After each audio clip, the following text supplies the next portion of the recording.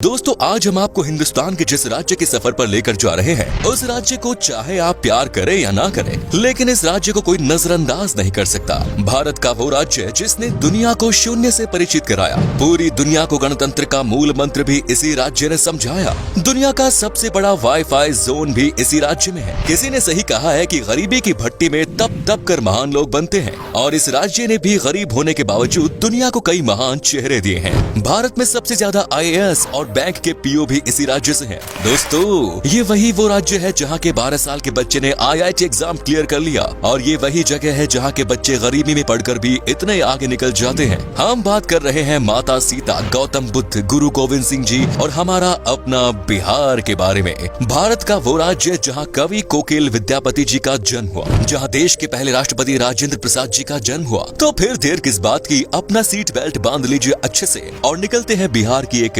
शानदार सफर पर। दोस्तों बिहार वो राज्य है जिसे प्राचीन काल में मगध के नाम से जाना जाता था, और इसकी राजधानी पटना को पाटलिपुत्र के नाम से।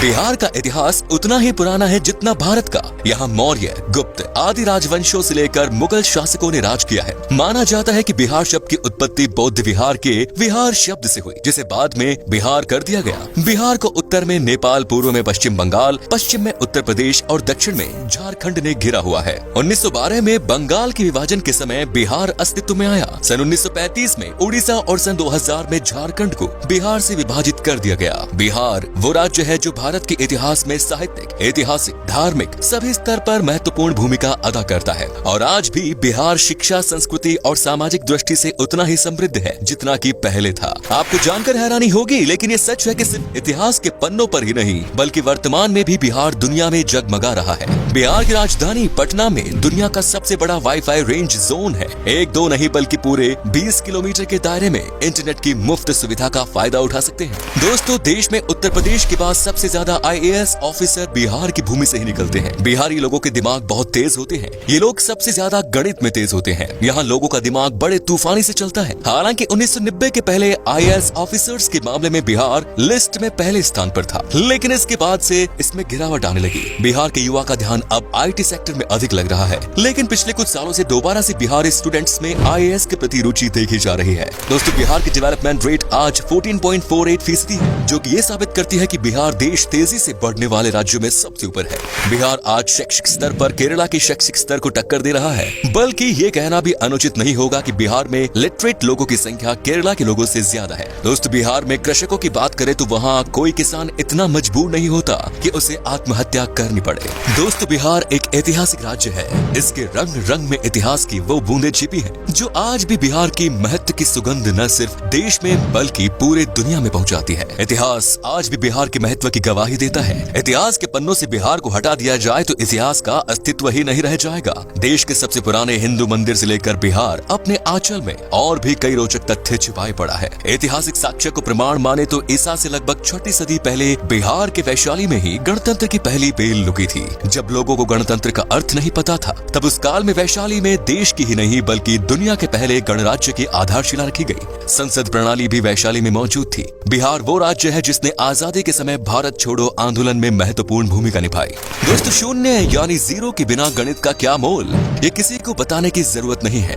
दुनिया को शून्य देने वाले आर्यभट्ट जी का जन्म भी बिहार में ही हुआ था। शायद यही कारण है कि आज भी बिहार के लोग गणित में माहिर होते हैं, और आज भी गणित में यहाँ के लोगों की कोई बराबरी नहीं। बिहार ही वो जगह है जिसने चाणक्य जैसा इकोनॉमिस्ट, चंद्रगुप्त और अशोका जैसा राजा, बुद्ध और महावीर जैसा धर्म प्रवर्तक, आर्यभट्ट जैसा वैज्ञानिक और शेर शाह जैसा शासक दुनिया को दिया। भारत एक ऐसा देश है जहाँ क्रिकेट किसी धर्म से कम नहीं, और MS धोनी का नाम इस धर्म के सबसे पॉपुलर पन्नों में से एक। MS धोनी का जन्म रांची में हुआ था, जो कि पहले बिहार का हिस्सा हुआ करता था। धोनी को लोग आज भारत के सबसे सफल क्रिकेट कप्तान और महान खिलाड़ी के रूप में देखते हैं। सिखों के 10वें गुरु गुरु गोविंद सिंह का जन्म भी बिहार में ही हुआ, और सिखों का पवित्र स्थान हरमिंदर तख्त पटना में है। आपको बता दें कि दुनिया का सबसे पुरानी यूनिवर्सिटी नालंदा यूनिवर्सिटी और तक्षशिला यूनिवर्सिटी भी बिहार में ही है। यहाँ पहले विदेशों से भी लोग पढ़ाई करने आया करते थे। दोस्तों माता सीता की जन्मभूमि भी एक समय में बिहार में ही थी, जो आजकल नेपाल का हिस्सा हो गया। आपको बता दूं कि जनकपुर में ही माता सीता पैदा हुई, और तब ये बिहार हुआ करता था जहाँ पर भगवान राम जी आए थे। दोस्तों बिहार के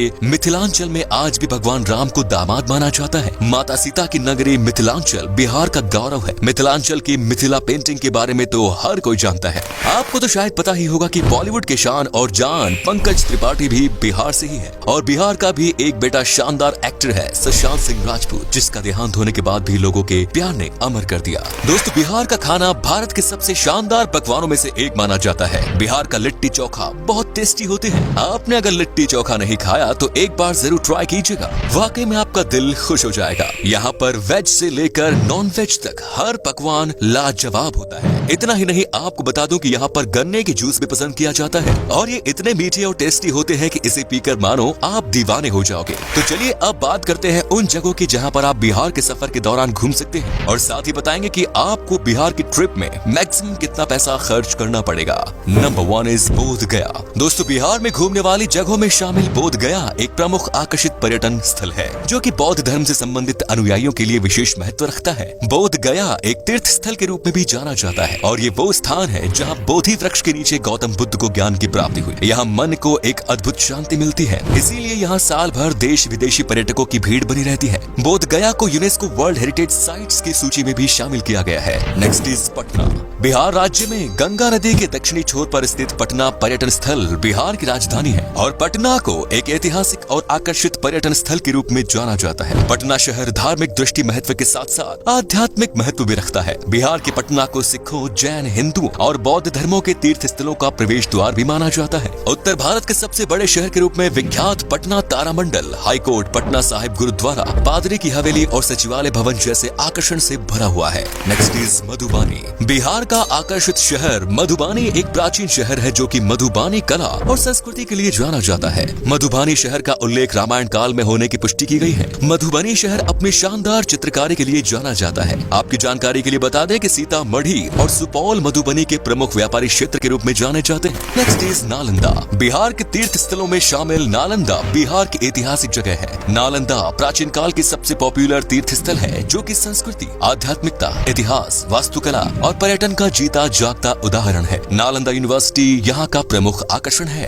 नेक्स्ट इज वैशाली। वैशाली तीर्थ स्थल बिहार का वो धार्मिक स्थान है जहाँ भगवान महावीर का जन्म हुआ। वैशाली बिहार का एक छोटा सा जिला है जो कि बौद्ध, जैन और हिंदू धर्म से संबंधित अनुयायियों के लिए एक तीर्थ स्थल के रूप में जाना जाता है। माना जाता है कि वैशाली नाम महाभारत काल से संबंध रखता है जो कि राजा विशाल के नाम पर रखा गया। Next is Munger. बिहार के मुंगेर पर्यटन स्थल मिडलैंड के नाम से भी जाना जाता है। ये मुंगेर के प्रसिद्ध मंदिर पूरे देश में प्रसिद्ध है और अपने यहाँ आने के लिए पर्यटकों को आकर्षित करते हैं। मुंगेर को Bihar school of yoga seat के लिए भी जाना जाता है। मीर कासिम की राजधानी के रूप में जाना जाने वाला मुंगेर शहर अपने प्रमुख आकर्षण श्री कृष्णा वाटिका, सीताकुंड, मन पत्थर और दिलवरपुर जैसे आकर्षण के लिए बहुत प्रसिद्ध है। Next is Muzaffarpur. बिहार के प्रमुख आकर्षण में शामिल मुजफ्फरपुर बागमती और लखनदेई नदियों के पास स्थित एक सुंदर शहर है। यहाँ की लीची सबसे पॉपुलर है। मुजफ्फरपुर बिहार की राजधानी पटना से लगभग 71 किलोमीटर दूर है। वज्जिका भाषा मुजफ्फरपुर में सबसे अधिक बोली जाने वाली भाषा है। Next is Bhagalpur. बिहार की सिल्क सिटी के नाम से प्रसिद्ध भागलपुर एक ऐतिहासिक शहर है जो कि पावन गंगा नदी के दक्षिणी तट पर स्थित है। भागलपुर बिहार का तीसरा सबसे बड़ा शहर होने के अलावा यहाँ के प्रमुख शैक्षणिक संस्था के लिए भी जाना जाता है। भागलपुर के प्रमुख आकर्षण विक्रमशिला गंगेटिक डॉल्फिन सेंचुरी है जो कि पर्यटकों को अपनी ओर आकर्षित करता है। बिहार का भागलपुर अपने रेशम के उपयोग के लिए पहचाना जाता है। Next is Pawapuri. बिहार के धार्मिक स्थलों में शामिल पावपुरी नालंदा जिले में स्थित है और जैनियों के लिए किसी तीर्थ स्थल से कम नहीं। आपको बता दें कि पावपुरी शहर एक समय में मौल महाजनपद की संयुक्त राजधानी के रूप में जाना जाता था। पावपुरी वो धार्मिक स्थान है जहां भगवान महावीर को 500 ईसा पूर्व में दफनाया गया था। पावपुरी घूमने के लिए पर्यटक भारी संख्या में आते हैं जो कि राजधानी पटना से लगभग 83 किलोमीटर की दूरी पर है। पावपुरी दर्शनीय जल मंदिर पर्यटकों के बीच बहुत लोकप्रिय है। Next is Hajipur. बिहार के प्रमुख शहरों में शामिल हाजीपुर भारत के ऐसे प्रसिद्ध स्थानों में शामिल है जो कि अतीत और वर्तमान को वर्षों से अपने आप में समेटे हुए हैं। हाजीपुर में भगवान बुद्ध का समय, इस्लाम और ब्रिटिश काल से जुड़े रोचक तथ्यों के लिए जाना जाता है। हाजीपुर की भूमि पर जैन धर्म के अलावा हिंदू धर्म से संबंधित कई मंदिर स्थित हैं जो कि पर्यटकों की आस्था का केंद्र बने हुए हैं। आपको बता दें कि हाजीपुर में एशिया का सबसे बड़ा ब्रिज भी स्थित है। दोस्तों आप अगर 7 से 8 दिन की ट्रिप पर जा रहे हैं तो लगभग 17 से 18 हजार के आसपास खर्च होगा जो कि काफी सस्ता है और बिहार में बस की बेहतरीन सुविधाएं हैं, जिससे आपको सफर में कोई परेशानी नहीं होगी। तो ये था बिहार। कैसा लगा हमें बताइए कमेंट्स में, और ये भी बताना कि आप कहां से हैं। बिहार और इसके टूरिस्ट प्लेसेस के बारे में अगर आप और जानना चाहते हैं तो कमेंट्स में लिखिए पार्ट 2। उम्मीद है आपको ये एपिसोड पसंद आया होगा। वीडियो को लाइक कीजिएगा और अपने दोस्तों और रिश्तेदारों के साथ शेयर करना ना भूलें।